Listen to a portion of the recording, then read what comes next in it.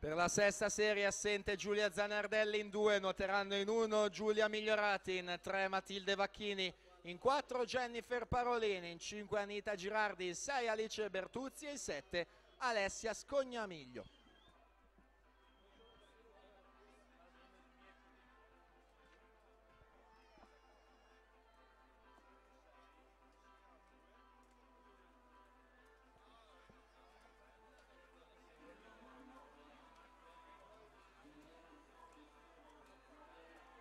Si chiude la settima serie, Gaia Chiarus 2:46 e 32.